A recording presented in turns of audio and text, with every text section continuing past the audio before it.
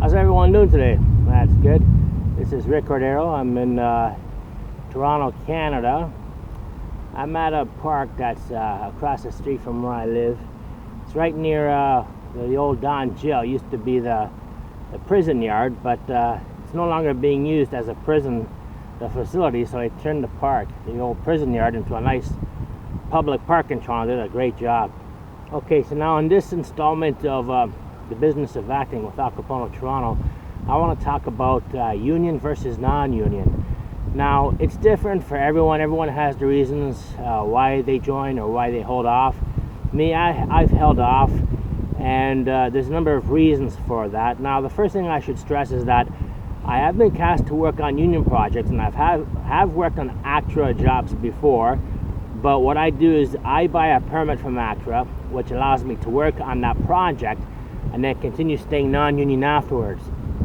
And the reason why I do that is because number one, most of the work for TV and film in Toronto, and anywhere for that matter, is non-union. And I took a workshop recently that was hosted by one of the busier casting directors in our industry in Canada, and he told everyone in attendance, which was music to my ears and something I knew already, but when I heard it from the casting director, it just reinforced something that I knew already. He said, if you're non-union, stay the course, because the non-union world is exploding and it's not going to change anytime soon.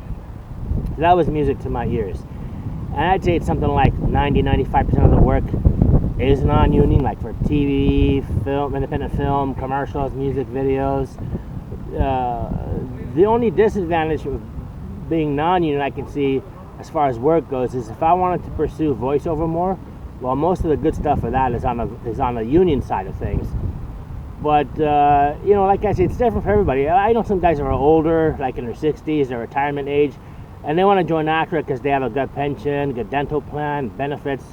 So it all depends what your reasons are. But when I started off, I didn't want to join a union right away because I wanted to use the first few years to build up my resume with a lot of solid credits and good experience and nice material for my demo reel, which I have already. And a lot of people are saying, well, you've already reached that point, Rick, so what are you waiting for? But I like to work. I have fun. I love the craft of acting. I like working on sets all the time. And I've just seen so many guys that were in the same position I am now, when they felt like they were ready to cross over and join the union, or the dark side, they thought they were ready. And I think they were, and they have the talent. But the problem is in Toronto, there's not enough work on the union side, and there's some crazy number like 15,000 ACTRA members, which is absolutely bananas. And there isn't that much work for them, so I don't blame them when once in a while, you'll see like, a union guy working on the non-union project in hopes that he doesn't get caught. When you join ACTRA, you're not allowed to work on the non-union stuff. Well, you're not supposed to.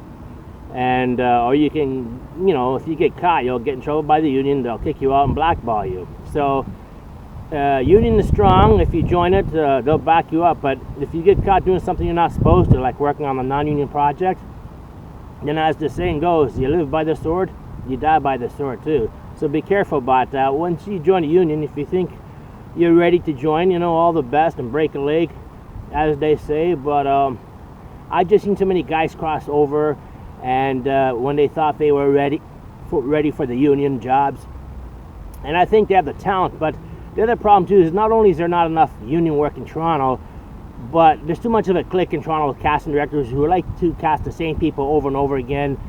They're afraid to cast new people, undiscovered talent, because there's not enough work in Toronto. Their asses are basically on the line. So they're afraid if they cast somebody new or unproven or very little experience and they fuck up on set, it'll make them look bad, and that casting director will never be used again by that production company. So they don't want to lose work in the future from these productions.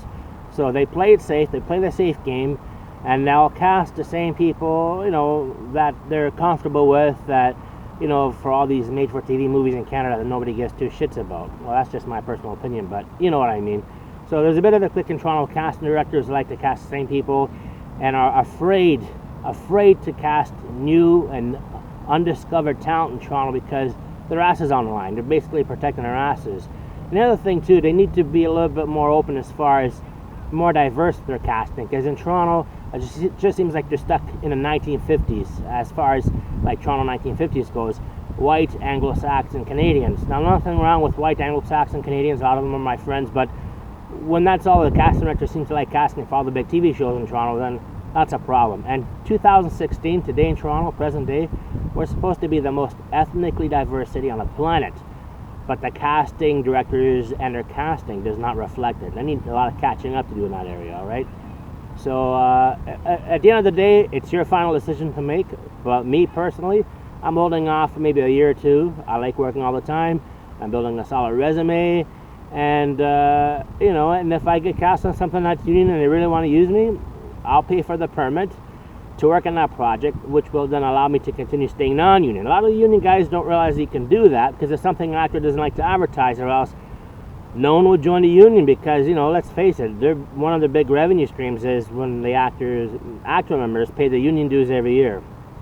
So you can pay for a permit for a union job if you want to work on that project and they cast you, but then you want to continue staying non-union. So keep that in mind, because a lot of union actors, the young ones anyways, are not aware that you can do that. So that's just a little bit. I can go on forever and ever about this topic, union versus non-union in Toronto or elsewhere, but those are just my personal views on it.